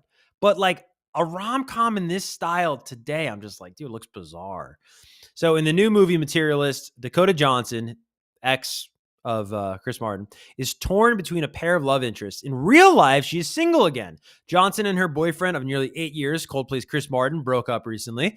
While Johnson seeks a, quote, meaningful life on all levels, her ex has been gifted a surprise quarter-century-old hit, Sparks, a pastoral, I don't know what that means, slow jam from Coldplay's 2000 debut album Parachutes, is one of those love ballads that feels less like a song than a cozy blanket. It makes me feel like I'm watching a wistful art house romantic comedy set in a small town. Sparks has never been a hit, but it's enough of a fan favorite that Coldplay have kept it in their sets throughout their endless Music of the Spheres tour. That is an endless tour. They've been on that tour for how many years? 3 years? Their performance of the song in Vegas has led to an unexpected viral surge. Now, on June 6th and 7th, Coldplay played Allegiant Stadium in Vegas. These were the first shows since news of the Martin Johnson breakup broke. One fan posted footage of the June 7th Sparks performance featuring a publicly emotional-looking Chris Martin to TikTok with a text overlay, "When you don't want to believe the breakup rumors, but this was Chris during Sparks tonight." That person has a parasocial relationship with Chris Martin. The clip has been viewed millions of times, and it sparked an explosion of clips using the song. As Billboard points out, Sparks now soundtracks more than 500,000 videos on TikTok. That's crazy. Think about that, bro. Like, when you get mad that your TikTok doesn't go viral, okay? 500,000 videos were made with just that song. And that song's not even like the big song of the moment. How many videos? I'm gonna look up on my TikTok right now. How many videos have made? Shut up, dude. How many videos have like I can't play music, dude. Okay, let me see this. Sounds. Okay. Okay, wait a minute. Now I'm skeptical. So it says that Man Child by Sabrina Carpenter is in 180,000 posts. But this song's in 500? Let me see. Wow, it is. How? Dude, that's crazy, bro. Wow. But just perspective. You ever get down on yourself like there are a lot of people on that app, dude. Anyways, this has in turn led to a near doubling of weekly streams compared to 3 weeks ago, up from 3 million to 5.7 million. It was enough of a boost to send Sparks to the Hot 100 for the very first time. It debuted at number 93. Okay, now hold on. I gotta kill this. So okay, good. Can you see this? Stereogum, you're killing me, bro, with the ads. So this is him doing the song. I was thinking about this recently. Like, you gotta really love performing to be an artist. I know that sounds stupid, but I was just like, I wouldn't want to do that for 3 hours. And then I wouldn't want to do that for 3 hours every night. That sounds exhausting. Like, you gotta really love singing. See, I can't sing, so maybe that's why I don't want to do it. But I just was thinking about that. These guys must really love performing. And that guy performs those songs for like 20 years. We have more AI news to get to. So if you follow the show, AI is a huge topic each and every week. Last week, we talked about how Rick Rubin, the famed music producer, is like, he just wrote a book about AI and vibe coding. Timbaland is signing AI artists and starting an AI record label. Russ didn't like that. Well, the latest person to get in on this action is Gunna. So Gunna tells Will.I.Am he wants to sign an AI artist, quote, get with him. You can beat him. You can't beat him. Sorry. Get with him. You can't beat him. All right. I think there's an old adage that he's borrowing from. The Atlanta rapper was having a conversation with the Black Eyed Peas frontman about utilizing the technology to make music. Gunna is the latest hip hop artist to open up to the idea of using AI to make music. The Atlanta rapper was the recent cover star for Up Rocks, where he talked with Will.I.Am about his career so far. That's a weird pairing. And what he has planned when the topic of AI got brought up. I F with it, but I'm not hands on with it. I'm not against it. I'm going to for sure tap into it, but I'm taking my time. All right, a little non-committal. The Black Eyed Peas frontman responded by predicting that artists will be competing with AI as early as 2030. As early as 2030, bro? As early as 2028. Like, real soon. This S is next level. You got to tap in deep real soon. Because, like, 2030, bro, this next 5 years is going to be so transformational. We compete with humans right now. In 2030, it's going to be full-on AI artists that produce it, write it, and star in the videos. Gunna then responded by saying that he wants to sign an AI artist soon. I got to sign me an AI artist fast. Get with him. You can't beat him. I just don't understand. How do you sign an AI artist? Like Gunna goes, man, I got to sign one of those AI artists. Like, don't you just make the AI artists? Why? Like, what rights do the AI artists have? You know what I mean? What are we talking about? Artists using AI have become a hot button issue, especially after legendary producer Timbaland announced that he launched an AI entertainment company and signed his first AI artist. Timbaland, by the way, also like always on TikTok Live. Last week, he found himself in some trouble after he shared a song that he put into AI software without the artist's consent and issued an apology on Instagram. Oh, God. Quote, I'd like to formally apologize to K-Fresh, which, by the way, it's not me. A lot of people call me K-Fresh. It's more of a nickname when it comes to me. I should have done my due diligence before using it. Regardless of the intent, I recognize that not everyone involved was aware or on board, and I take full responsibility for that oversight. I'm pushing P. I'm pushing P. That's a good song. I like that song. Okay, let me ask AI this question that I'm pondering right now about what does it mean to sign an AI artist? I was like X out of all our tabs. We've talked about a ton of stories tonight, dude. It's crazy, bro. I guess I haven't X'd out of any tab so far. Okay. So let me ask AI, how would someone sign an AI artist? Like, wouldn't they just create the AI artist? What rights would an AI artist have? Okay, let's see what AI says. How would someone sign an AI artist? So, if you've ever wondered how someone would sign an AI artist, this is how. You're right. You don't sign an AI artist like a human.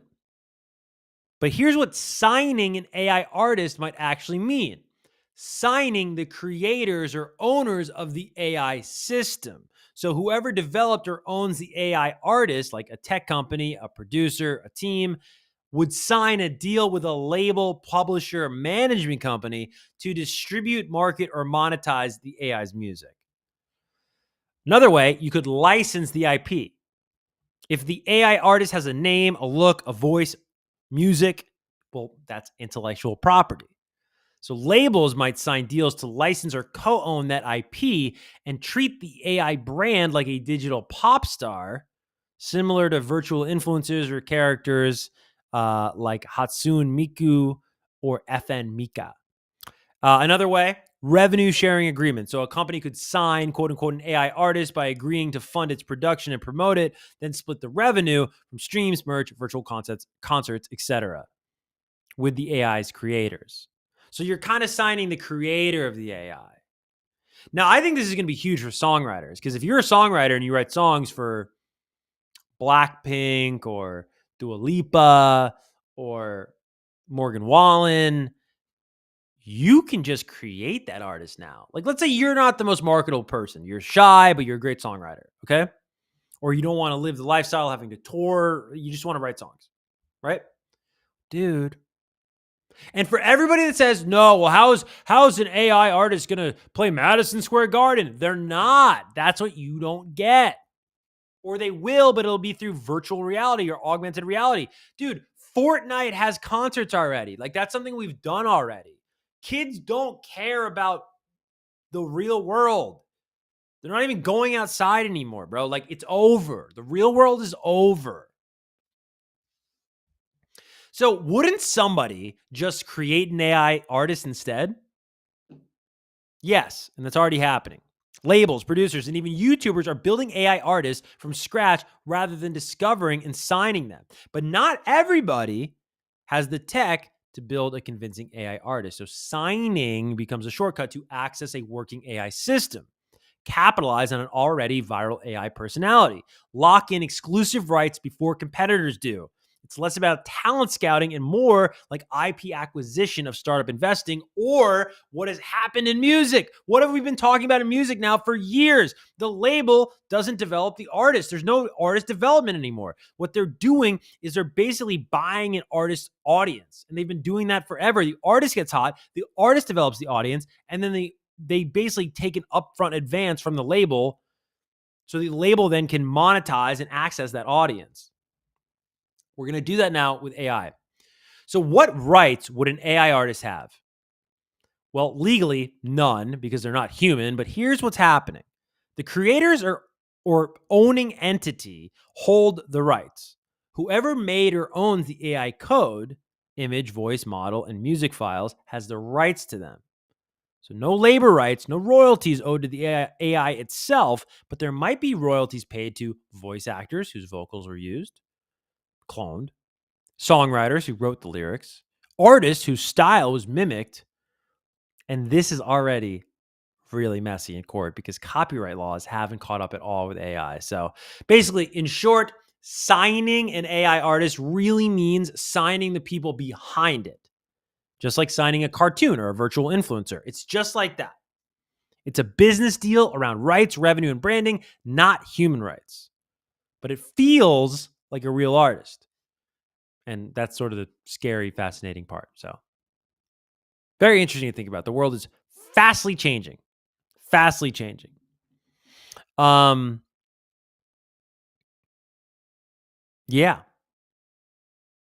How long have we been live? Wow, hour 30. All right.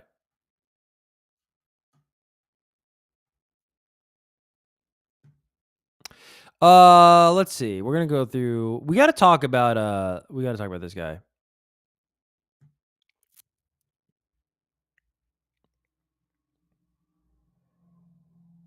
Hold on. Sorry.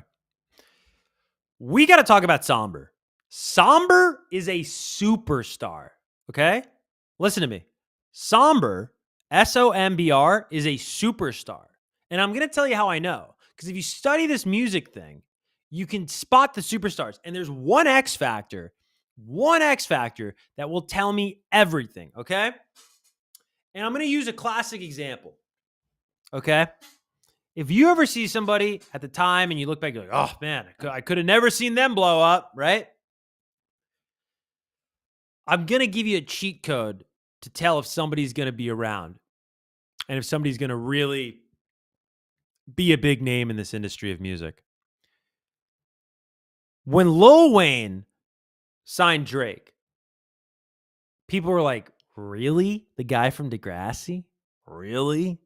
Like, he's going to be a rapper, right? Okay. What Lil Wayne was signing was obviously the marketability of a child star. Drake's a handsome guy. He's a personable guy. He's a smooth guy. Ladies love him, right? That whole archetype. Of course, he's signing the marketability. What he's really signing is Drake's pen. A year or two before Wayne even signs Drake, you might not even know this story. Dr. Dre flies Drake out to Los Angeles from Toronto. Drake brings 40. This is all pre-fame. I can't stress that enough. All pre-fame. Basically, in the 2000s, Dr. Dre is working on, what was it called? Detox, I think. We got like one song off of Detox, I think, eventually. So he's got this writing session going on in LA. He flies Drake out because of how good of a writer Drake is. He flies Drake out to write for the project. And a crazy story is Drake actually F's up, goes out with a girl or something one night, stays out too late, and misses a writing session. Dre and the camp send Drake home. And Drake talks about that. Like, that was a big learning lesson for him early on in his career. But anyways, Dre, or people in Dre's camp, saw that penmanship in Drake. Wayne, literally on Money to Blow, right before he goes away to Rikers Island for a year, goes, we're going to be all right if we put Drake on every hook. Why? Because Drake can write hooks. That's the name of the game. You know why Somber is going to be a superstar? Obviously a handsome guy. Women love him. A lot like Drake in that respect, because he writes as a man from a female perspective, if you think about it. Like, he knows what women want to hear. Like his song Undressed. Let's look up these lyrics.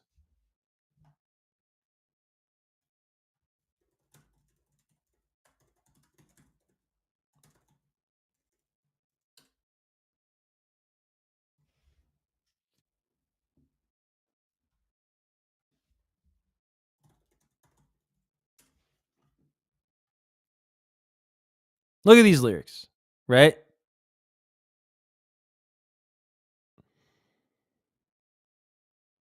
I don't want to get undressed for a new person all over again. I don't want to kiss someone else's neck and have to pretend it's yours instead. Just let's start with that concept of I don't want to get undressed for a new person all over again. Yes, that is the anxiety of redeveloping intimacy with, in your mind, a stranger at this point in time, a theoretical person. But it's also undressing your emotions. It's revealing yourself all over again. It's, if you've ever had to switch therapists, that feeling, right? Like, oh my God, I got to explain everything again.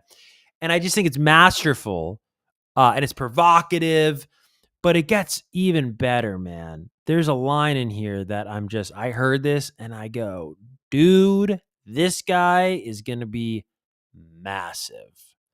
He goes on in the bridge to say, I don't want to learn another scent.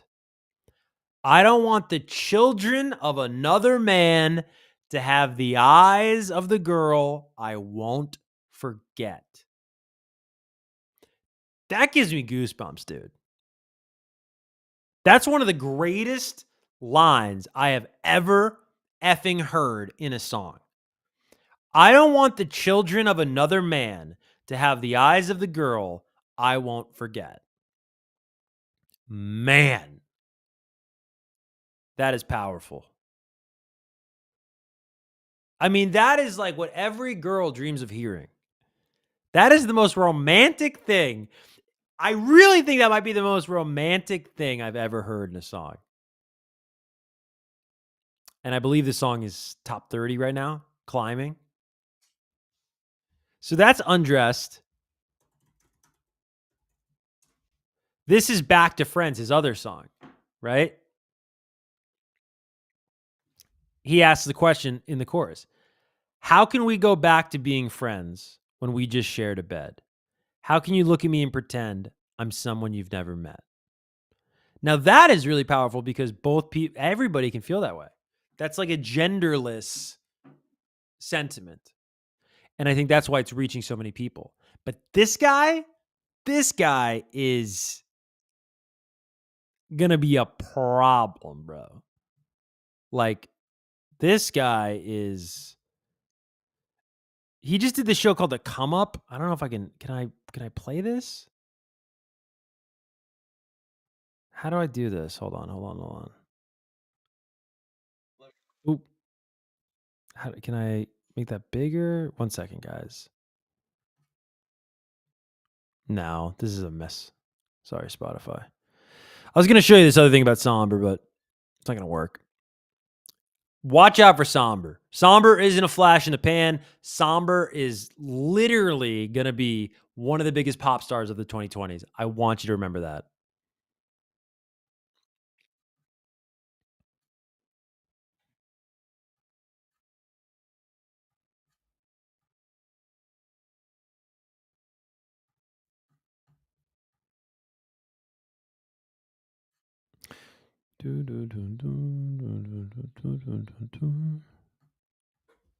So Good Charlotte is back. Good Charlotte made a big return to music this week, unveiled a new single called Rejects. First new song in 5 years. I would have guessed longer for Good Charlotte. It says pop punk band will release a new album titled Motel du Cap on August 8th. They're sending this directly to radio, this song. They did interviews at Alt 98.7 in LA, K-Rock in LA. And the song sounds really good. The song sounds really, really good. So it's going to appear on this upcoming album. Last week, Good Charlotte announced Motel du Cap, their first album in 7 years after following up 2018's Generation RX. I didn't even know that was a thing. I remember when they performed at Lil Peep's Memorial, and that was really powerful. Lil Peep was a huge Good Charlotte fan, and I remember that performance actually really contextualized Lil Peep for me in a really powerful way where I got it. I was like, this is just that. Do you ever have that where you're like, oh, when I heard Good Charlotte do Awful Things, I was like, oh, Awful Things by Lil Peep is just a Good Charlotte song. That's what this is. And it connected a lot of dots for me. And it was a really beautifully moving performance. And I love Good Charlotte's rendition of that song. Good Charlotte's Joel and Benji Madden co-wrote the new song with Jordan Fish and Zach Cervini, who does like every rock song. Zach's awesome. Both of whom co-produced the track. It's accompanied by a Claymation video. Sounds awesome. Regarding the choice to release Rejects as the first single, Joel Madden told Rolling Stone magazine, I don't even think Rejects is necessarily the most obvious single type song, but it's the one we feel like people should hear first. We think it's a really great start and a representation of the record, the music. In celebration of the release of Rejects, Good Charlotte's going to perform the song on Jimmy Kimmel. They did that this week. And then they're going to be in New York City on August 8th performing for GMA. And then they're going to do a golf tournament or something on August 9th. All right, that's cool, guys. Right on. And there you go. If you can see that on your screens, that is the artwork for the new album. Now, just to put it in perspective for you guys of like how huge Good Charlotte was back in the day, let me remind you. They were quite a large band. Now, this blows my mind. Good Charlotte has not had any top 10 Billboard Hot 100 hits. What? All right, let's look into this. Hold on. My hair's giving me problems.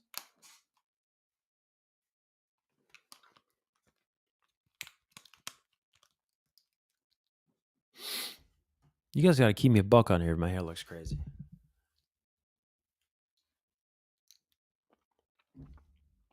All right.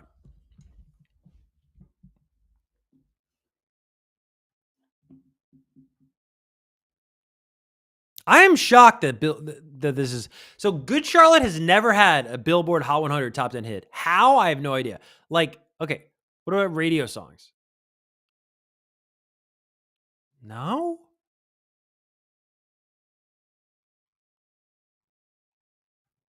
Alternative airplay? Is there a top 10 on alternative?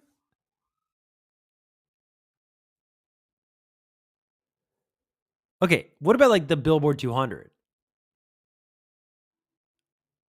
Dude, what? All right, I'm just going to say something right now. Music used to be really competitive, and it's not that competitive anymore. I guess you could say it's really competitive because, oh, like everyone uploads these songs. But like, let me give you an example, okay? If you're a famous artist, you're just going to pick a week now that's like a down week, and then you're going to release your album that week, and you're going to like go number one or go number two, right? Okay. And like number one albums that like from 2 years ago, you don't even know the names of, dude, because they just like chose the right week. The fact that Good Charlotte released seminal millennial albums and none of them went number one. The Young and the Hopeless, that gave us Lifestyles of the Rich and Famous. That gave us Girls and Boys or Boys and Girls, whatever that song's called. It gave us the effing anthem, dog. That peaked at number 7 on the albums chart. That didn't even go top 5, bro. The Chronicles of Life and whatever, the Chronicles album, 04, peaked at number 3. 07, Good Morning Revival. That was the only way they really kind of went pop. Number 7. So wait, hold on a second. So like the peak date for The Young and the Hopeless, what was on the chart that week? Okay, we got to look at this. These were the albums bigger than The Young and the Hopeless by Good Charlotte. Look at who they had to compete with. Elvis Presley, number 1. Rolling Stones, number 2. Exhibit, dude, number 3. All right. American Idol, huge at the time, number 4. Dixie Chicks, number 5. Dude, Avril Lavigne, Let Go. I mean, these are huge, huge, huge artists that Good Charlotte had to compete with. Nelly, bro. Like, look at that. Nellyville. Good Charlotte outsold Nellyville. Good Charlotte this week. I'm not saying all time. This week outsold Eminem. I look like the Leonardo DiCaprio meme. Eminem. Disturbed, big rock band. It just, dude, like music was just different. I'm not saying it was better, bro, but like, don't compare these effing number ones today to these number ones. They're different, bro. They're different. It's not the same thing. It's not the same thing. Like, look at this. I Don't Want to Be in Love. Pretty big hit song, number 25. Lifestyles of the Rich and Famous peaked at number 20. You can't tell me that that's the same as a number 20 hit. Like, oh, today. Girls and Boys, number 48. Come on.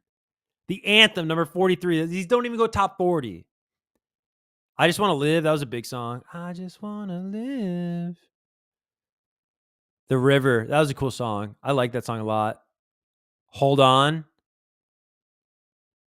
63. Like, that's crazy to me, bro. And then Nothing off the first record. That was a great album, too. That's just crazy, dude. Really, really crazy. They were huge, though. Good Charlotte was massive. They were massive. And they came, like, right after all of, like, the first iteration of TRL. Like, if you were to say MTV's TRL's, like, first class was, like, Korn and Backstreet Boys and Limp Bizkit and all that. And then right after that was Good Charlotte. And they were, like, the poster children of that TRL era. I think they even hosted, like, the MTV2 Rock Show. They did a lot of cool stuff with MTV back in the day. They were huge, though. Chris Kirkpatrick's in the music video. From NSYNC is in the music video for Lifestyles and the Rich and Famous. Huge band back in the day, guys.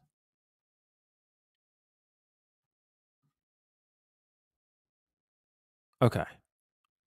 What's the next story we're talking about tonight? I kind of can't believe that we got this stream up and working.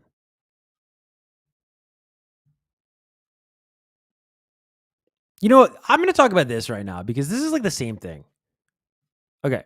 So I was just talking to you guys about how I'm really like I'm sick of comparing statistics from music today to music from 10 to 20 to 30 years ago. They're not the same thing, bro. Okay?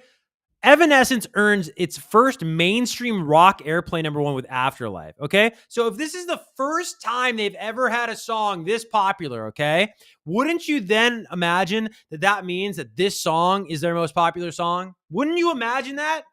You would have to imagine that. This is their first ever #1 song on a ranking of the most popular played songs in a given format. There's no way this song that no one has ever heard is bigger than My Immortal, than Call Me When You're Sober, than Bring Me to Life, than Going Under. And this isn't a knock on Evanescence. It's not a knock on the Afterlife. It's a knock on like, how are we measuring this? Like, what does any of this mean? Does anybody know what it means? And is anybody even paying attention to this stuff? It's like, it's just so silly, isn't it? To read a stat like that, Evanescence earns its first mainstream rock airplay #1 with a song you've never heard of. Never did this before. But just like Good Charlotte had never had a #1 album. Bro, I'd rather be Good Charlotte than some rando with a #1 album from 3 years ago. It's just crazy. I don't know. I get passionate about this stuff, guys. I care about this stuff. Oh, I did want to talk about this.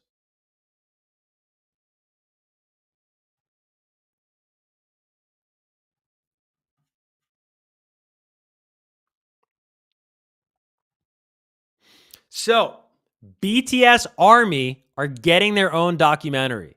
This is BTS Army Documentary announces global theatrical release. So this is a big deal. The BTS Army are getting their own movie. The project dives into the fan-led movements that helped launch BTS into superstardom. This is cool. A little shot of Army members here. A new feature-length documentary spotlighting the historic fandom of global superstars BTS is set to hit theaters worldwide this July. Titled Forever We Are Young, the film centers on Army, BTS's devoted global fan base, and will open in cinemas on Wednesday, July 30th. And tickets are going to be available beginning July 2nd. That's going to sell out immediately. Now, it's directed by award-winning filmmakers Grace Lee and Patty On. Forever We Are Young explores the passion, creativity, and activism that defines BTS Army. From Seoul to Los Angeles, Louisville to Mexico City, the film follows fans across continents who share one powerful connection, their love for BTS. The project dives into the fan-led movements that helped launch BTS into superstardom and reflects on how Army has become a global symbol of unity, inclusion, and collective strength. Now, it says here, there is no BTS without Army and no Army without BTS. We're excited for audiences to go on an emotional journey and meet a fandom that made us laugh, cry, and think. Now, this is really interesting because I have a very intimate relationship with BTS and BTS Army. BTS came on MTV's Fresh Out Live with me, live in Times Square on their album release day in 2020. We did interviews via Zoom throughout the pandemic. I interviewed BTS on the VMAs in 2020. I interviewed them backstage before their first ever U.S. award show performance at the American Music Awards in the hallways of the Microsoft Theater, what was then the Microsoft Theater in downtown Los Angeles. So that's my relationship with the band. But then I remember meeting, I think it was that weekend in November of 2017. I remember meeting the Army members outside. And it was really special. I don't know if you think about this, Army, but it was such an innocent time. It was such a positive time. And not to say, it's not positive today, but we're older now. There's an old adage, right? We'll laugh again, but we'll never be young. And I think that there's something really romantic about that time of like this band who was just becoming huge and then this community and being a tangential part of that community. I remember being with the Army members outside of Citi Field before BTS played Citi Field in 2018. Um, yeah, just like I'll never forget that day on MTV in 2020. That was crazy. And just the Army shutting down Times Square. And I still remember how loud the MTV studios were that day. That's the loudest it's ever been. Because I remember a couple weeks before BTS, maybe 2 weeks before BTS came on the show, we had Justin Bieber on the show. And that was pretty loud. But BTS was like, it hurt. It hurt my ears how loud the MTV studios got. And they were always great. They always had tons of energy. They were always professional. And Army was an extension of that. And Army really welcomed me with open arms whenever I did content with BTS. And yeah, I just want to say thank you, Army, for being so kind throughout the years. And I hope you enjoy your movie that's coming out. Funny. Crazy. I can't believe they're getting their own movie.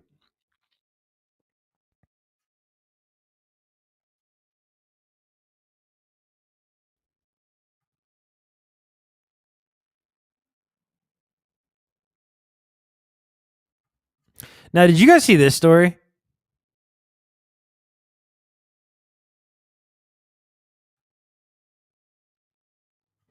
Gabriel, DM me on Instagram about that, bro. Maybe we can cook something up over there on Kick if you know what's up.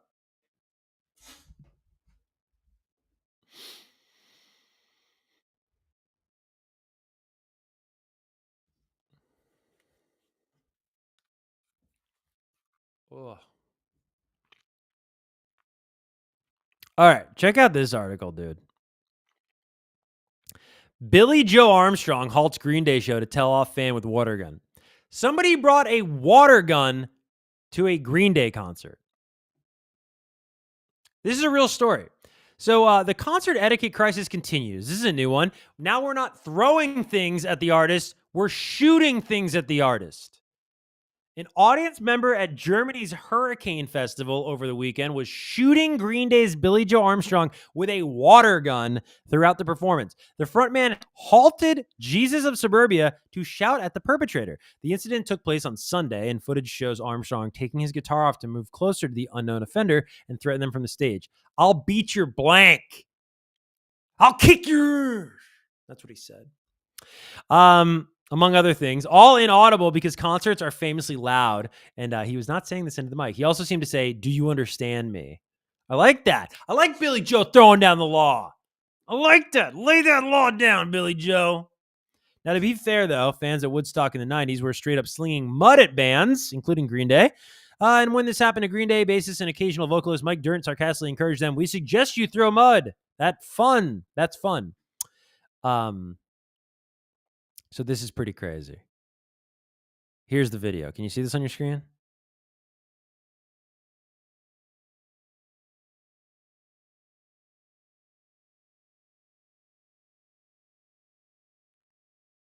See, what sucks about Billy Joe is he's so rich, dude, he can't hit anybody. That's the problem. You're so rich. You get to a certain point. You get to a certain point of money, you just, it's not worth it to hit anybody. They'll just sue you. But what are we doing? What are we, like, what are we doing? We're shooting water guns at people, bro? What are we doing? What are we doing? What are you doing? What are you doing? What's this about? Don't do that. Don't do that.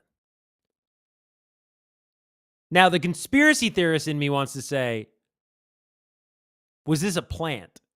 Because, like, the kid they brought up at Coachella was, like, such a plant. I mean, like, first off, he's, like, an aspiring musician already.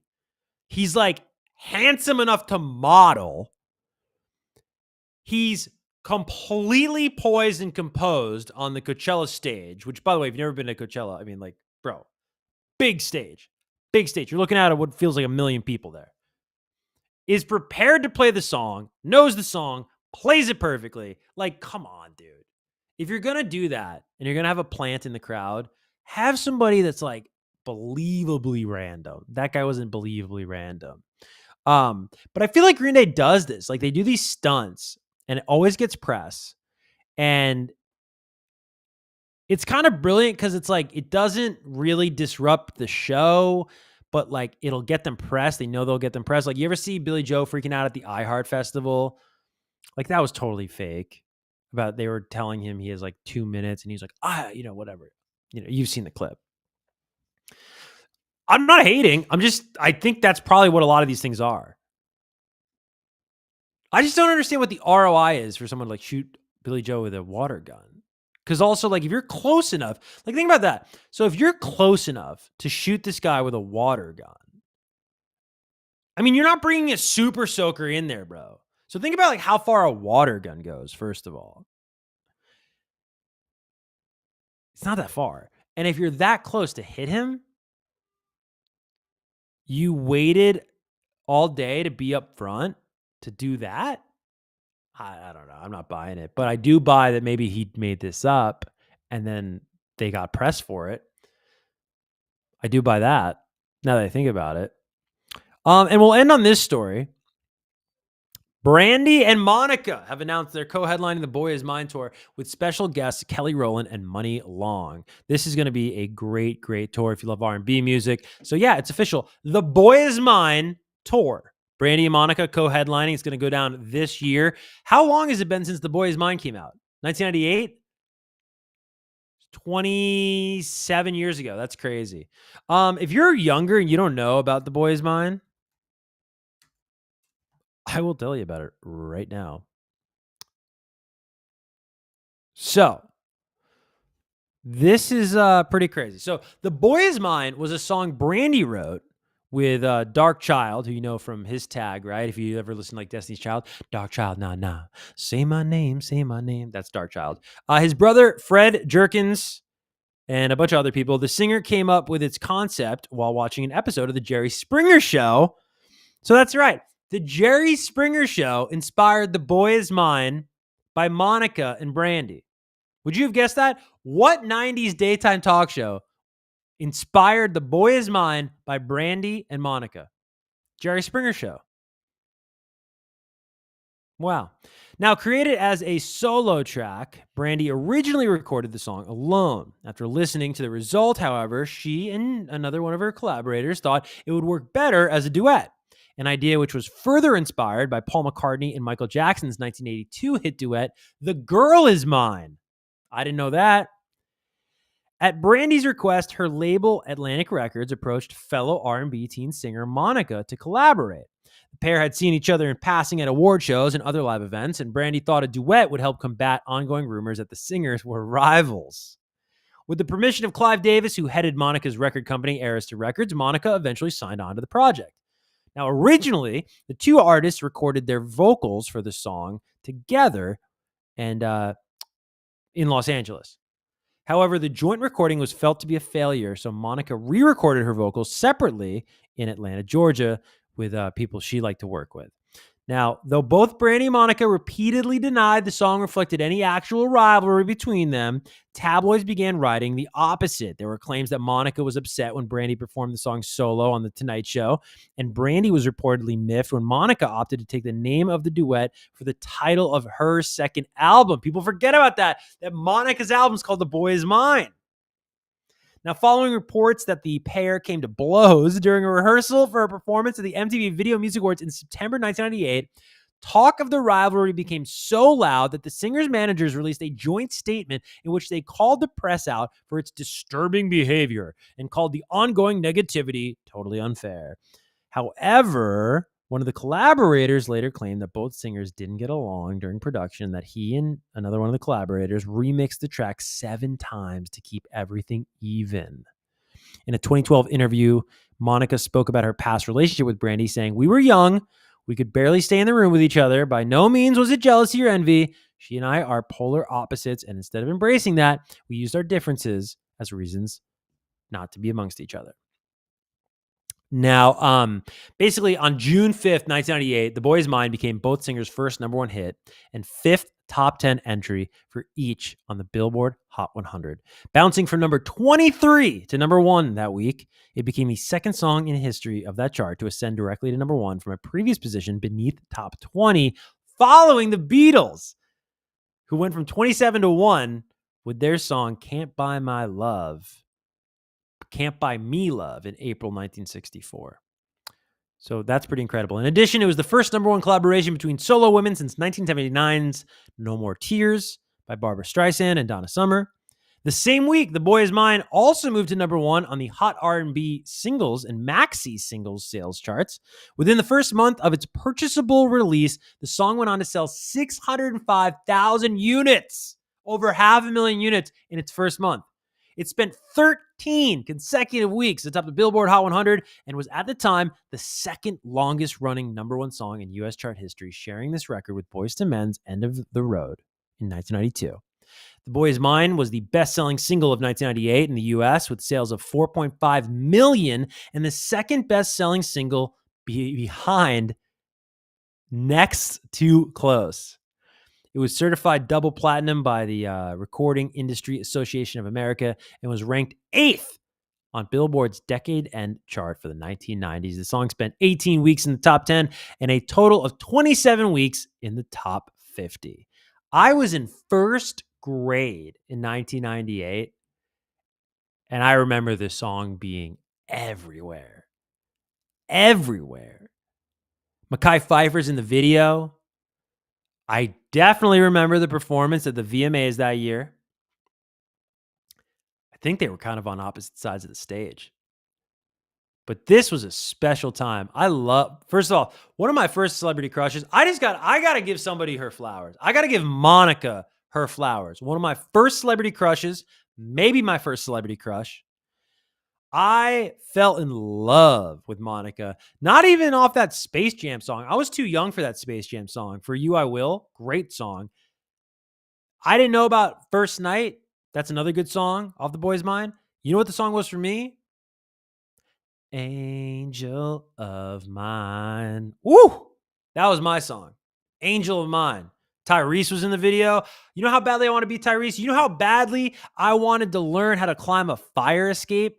I was looking for fire escapes in my town, dog. I was seeing that video on TRL every day as a 7-year-old, and I was walking home from school the long way going, yo, is that a fire escape? Is that a fire escape? Could I climb that up? Could I pretend it's a fire escape? Because what's going to happen? How am I going to get to Monica as a 7-year-old if I don't know how to climb up a fire escape like Tyrese? These were things I thought about. And I never climbed up the fire escape. It's very sad. Amazing song.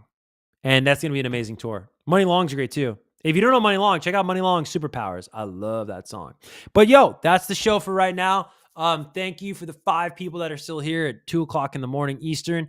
And we'll be back for more. If you can like this video, it would mean a lot. If you can subscribe on YouTube, subscribe on Facebook, and if you can follow on TikTok, that would be great as well. I post every day, tons of times. I'm trying to grow my socials right now. So anything you can do to help, I really appreciate you. Thanks for being here, like the 5 to 10 people that tune in live. It's very cool. And this is the 5th time I've done this. I'm very proud of the consistency personally. And it's important to celebrate your wins, guys. So thank you very much for hanging out with me. I'm going to remove that from the screen. And I will bid you adieu. Let's do it all over again next week, guys. This was awesome. Have an amazing weekend.